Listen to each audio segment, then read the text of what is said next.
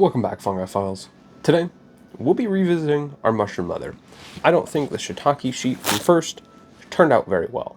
Instead, in the previous video, when I was expanding these liquid cultures, I got to thinking, can we extract this mycelium puck, press it down, dehydrate it, and treat it to make this a more suitable mushroom leather? And furthermore, can we use this liquid culture, cover a big autoclavable PP5 container, and see if we can form a very nice large mycelium sheet that we can treat the same way? Let's figure it out. I do think it's important to mention here sterility, and I think I'm going to reverse the order that I'm doing this in. I want to first extract some more liquid culture that I can cover this already sterilized PP5 container. I just want to cover the bottom, coat it in just a few millimeters of this liquid culture. I think I'm just going to do an oyster just because it's aggressive, see how that turns out. We have 3 different oysters, blue oyster, pink oyster, and pearl oyster, with these nice pucks on top that we can again pull to see if we can treat them. We'll also be spawning out another silicone bag in this video. I have this erythritol supplemented pearl oyster that is from a while ago and it started to fruit in the jar. But we're going to go ahead and spawn that out into this. This used to be lion's mane, ended up not holding because I never put any grain into it. That was totally by accident. So anyway, ran this through for a few hours, and now we can add some colonized grain into it and get that going. We'll do that after the fact, though. This PP5 container right here is from some eclairs, but the lid and the body are both PP5, so I went ahead and pressure cooked that last night. So inside of this should be sterile. So what we can do is extract some of the liquid culture and pour that in the bottom. I'm thinking I can just honestly open it and pour it in. I eventually want to do this with reishi. I think this is a good container to start, especially for the hat project. I think this will make some good sized sheets. So I believe I'm going to do this, looking at these pucks, I'll do the blue oyster. These are actually all from the same run, and this is got the thickest puck, so why not use that for our first batch of this experiment. I'm going to carefully loosen that lid. We're going to set these off to the side. We're going to prepare our lid. Just going to take that ring off. We're going to leave the actual lid on. And we're going to pour, I think I'm just going to pour it straight out of here since we're on the front of the flow hood. If I do have a contamination issue, maybe it is better for me to use some syringes, but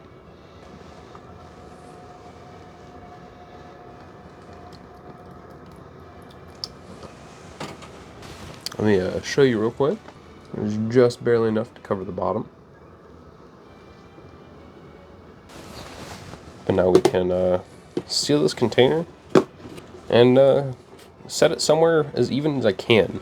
If this doesn't work, I could also maybe try doing agar and peeling the 2 layers off after the fact. Hopefully this works, though. I think this would be a pretty nice method of doing it. It would also let us scale it up really easily. Granted, we can get the container into a pressure cooker. Maybe we could use some fitted silicone mats or something of such that would just allow us to have custom sizes of this. For this project, though, this is easy, and I think it'll work. Let's go ahead and move this off to the incubation chamber. Now, I'll have all these jars here. I did want to go ahead and fish out the mycelium mats for them so we can try to press them out and dehydrate and treat them in some way. I've researched a few ways to do this. I'm not really sure. I think beeswax or some other kind of alternative synthetic leather treatment may work. But let's go ahead and give it a shot. This is really just to give us a better idea of what to do when we figure out how to make these nice sheets. We'll go ahead and start with this blue oyster since I already have it opened. Yeah, I mean, this is kind of exactly what I want. So it's very gelatinous on the bottom. I don't really think we're going to need that. Just scrape this all off. I assume this is just going to be like kind of like some of the mycelium network and probably just some of the enzymes and stuff from digesting the liquid culture. Maybe some of those sugars. Really cool nonetheless, though.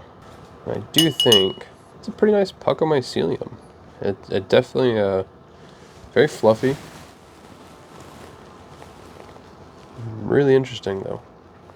Kind of like kind of what's it called when you grow like kind of reminds me of like a kombucha, or what is it called when you grow your own, I don't know, colony of some organism on top of water. I'm sure there's a lot of examples of that. I don't remember, but this is really neat. We'll press them after. I'm just going to get them all three extracted right now. That's really cool, though. Let's go ahead and check out this Pearl Oyster next. Be a little bit easier if we use this side of the tool. There we go. It smells very earthy, very mycelial in there. There's like a nice grain spawn. There's a nice colonized mycelium. It's kind of hard to show. I'm just trying to scrape all this goop off of here back into the container. We don't need that. This is all trash. These containers are nasty now. They've been opened and kind of touching all this stuff. This one's much thinner. Still nice and fluffy. This pink oyster. I'm excited for this one. I doubt the color is going to hold up after being dehydrated and everything, but it'll be interesting to see nonetheless. I think that this mat actually looks really cool. It's on the bottom side, but it's kind of got some fingerlings going out. Yeah, you can see that. There we go. This one doesn't really have as much as that kind of congealed stuff. It doesn't really have any. Really nice. It started to fruit in the water underneath. I'll pull this chunk off. It just kind of fell off, but kind of see it like formed like an agar. Like it's all jellied up, but interesting. Now let's go figure a way to press these out and then dehydrate them. All right. So first, let's talk about the first batch, the shiitake and core. Originally, I had some flexibility, but after about a week or so, it dried all the way out. I think that having substrate in this mix is definitely a big part of that. I also think that since it wasn't treated, didn't really have any way to retain the little moisture it had. I do think that I can make a better attempt than this. I'm hoping that the big container would work. It would be super convenient to be able to grow nice sheets like that. But let's go ahead, and with these little pucks, we can do some preliminary testing and figure out a good way to treat them. We'll start with the one on the right. We'll go ahead and press it out and kind of go from there. I don't really know what I'm going to do. Really, the biggest part is pressing them out kind of as even as we can, compressing that mycelium. Ideally, I would need like a hydraulic press. Maybe I was thinking like a tortilla maker might be something that's convenient for people to use. But I really don't know. This is about experimentation. I think I'm just going to try maybe standing on them like I did with the shiitake. We're just seeing, I mean, they're really thin and it's just pure mycelium. It should be a little bit easier to press these out. Let's go ahead and figure it out though. I think I'm going to use just 2 sheets, similar to what I did last time. There we go. Let's go ahead and start with this guy. You can see it's a very like spongy texture. Very, very nice though. It's kind of slimy on this bottom, but we scraped most of that off. I think we can just press that out. I feel like I'm definitely going to need some kind of press. I'm going to kind of dry this out. I'm going to guess I probably want this to be as dry as it can before it goes into the oven. Probably just make things more convenient. But this is the blue oyster. I'm going to guess that's enough. It's kind of starting to hurt the outside edges. Now let's do the pearl oyster. Pressed out real nice. I think these are going to turn out pretty good.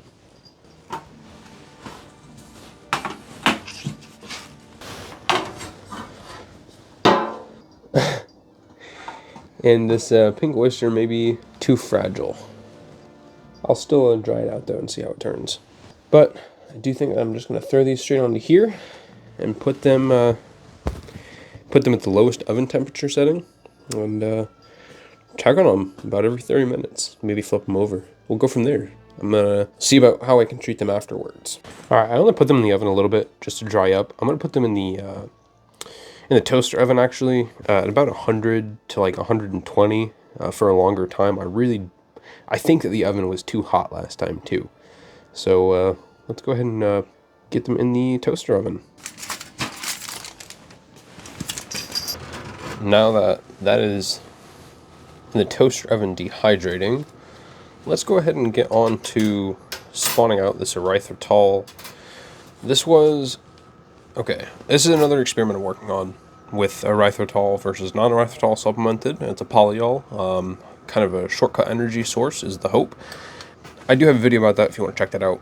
Anyway, this was a erythritol supplemented liquid culture that was put to grain, which I'm now spawning. Not really going to say that I think that it benefits anything. I do think that if there is a benefit from supplementing with sugar alcohols to our organism, I think that it's best in the substrate. There's a few papers on this, but not really about broad mushroom cultivation. It's about a specific species. It's really just a theory, but we'll put it to test and maybe get some anecdotal evidence with some side-by-side experimentation. Regardless, this guy has been sitting way too long. He started to fruit in here. Doesn't really make it a good contender for that experiment. We'll just put it in here to fruit some mushrooms. This is just some Pearl Oyster. Get some nice cooking going on. Start by preparing our silicone bag. Just gonna pop this collar piece all the way off. Make sure that the flow hood is there. Hasn't run away. It's not gone anywhere. We're just gonna sterilize our tool real quick. We're gonna let this cool down. That's why I don't really like using these. These hold a lot of heat when they've been ran through the induction sterilizer, so they take a minute to cool down. Once it cools down though, we'll go ahead and break up our grain and inoculate this bag. Eventually, like I was saying earlier, I wanted to use reishi, I think. That's, I believe, what is used on these large-scale operations. It's got good tensile strength, and it would hopefully be a good contender. Can fight contamination pretty well. Granted, we should be doing it in an isolated environment like those tubs, and hopefully not run into any contamination.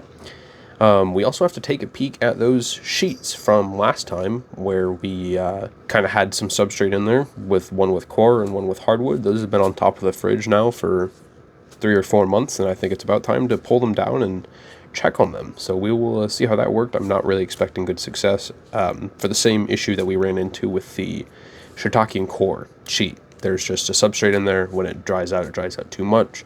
We'll dehydrate those at a lower temperature though if they work. We'll get to that later. Our tool should be cooled down enough now. We can go ahead and break open our grain jar. Real nice. I mean, this thing's been in there for a minute. Mycelium map. Let's go ahead and just break it up. I am going to try and remove these growths that kind of already fruited. Sometimes I do, sometimes I don't. I can remove that big one anyway.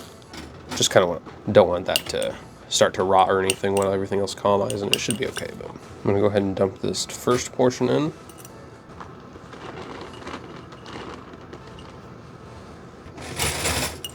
And there we go. It should be broken up enough to get the rest in there.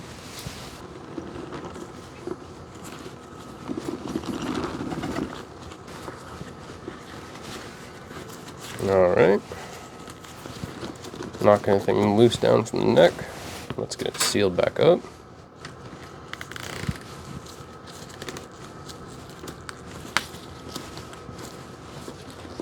Perfect. Now let's manipulate that grain in there. Kind of being a little bit more aggressive with the mixing on this one than I did in the last video. I kind of want to make sure that I'm being comfortable with these and kind of stress testing them to figure out where those failure points or improvement points could be. If we mix that around enough, let's compress that into a little log, and I think we should be good to go to incubation. This is not lion's mane anymore though. Alright, let's go throw this in the chamber. We can actually take a picture. We can actually take a peek at the chamber. It's nothing special. I just have it on the top shelf over here. But you'll see those that bag from the other video is already starting to grow out and colonize. We've got a few of these bags running. Let's take a peek at the Ganoderma zonatum that we tried. It was just paper. I think that I did not keep it hydrated enough. For the first few days it did continue to grow out, but I think it died out, and I don't think the species was a good choice for this. I believe that a pleurotus, some kind of oyster, would be a fantastic choice though for digesting some paper substrate. And let's take a peek at these. I can't say I'm super confident. They've been sitting since November of last year, but let's see. I've not opened these since. They've just been sitting on top of the fridge. It's either going to be full of mold or maybe nothing. We've got nothing going on in here. Maybe a little bit of mold or something, but Close that up. Let's take a peek at this hardwood substrate. That was the core, and this one was hardwood substrate. And nothing. Looks like something tried to grow through, but ended up being a whole bunch of nothing. Just some wet wood. Unfortunate, but not the end of the world. I didn't really expect these to work. I think that the liquid culture method has a much better chance of success. These have also started to dry for a little bit. This is the Pearl Oyster, which is the thinnest. And I almost think that we may need to pre-treat them. Starting to get a little bit crispy. I turned down the temperature. It's down to like 100 degrees Fahrenheit. But we're probably going to keep them in there for a little bit tonight, maybe overnight. But yeah, I think these have a pretty good chance of success. Now, they've come out from the oven overnight, and they're way too dry. So we're going to go ahead and soak them in some water for a little bit, maybe about 20-30 minutes. And then we'll go ahead and see a way to treat them. As you can see, the Pearl Oyster, which was thinner, dried out, rehydrated a lot quicker. So we can go ahead and pull that out, set it aside. This blue oyster, though, is still a little bit crispy. So we're going to soak it for a little bit longer. Now that they've both rehydrated pretty well, let's go ahead and blot them dry, and then figure out an easy at-home solution for coating them in something that will keep them hydrated, give them some structure. Ultimately, I think that beeswax would be a really good solution for this, but I don't have any on hand. So let's go ahead and take a look at some at-home solutions with MCT oil and olive oil. Neither of these are probably ideal for a hat, but I think they'll work for now. Again, this is just testing on some treatment options. We're just gonna rub this MCT oil in on both sides.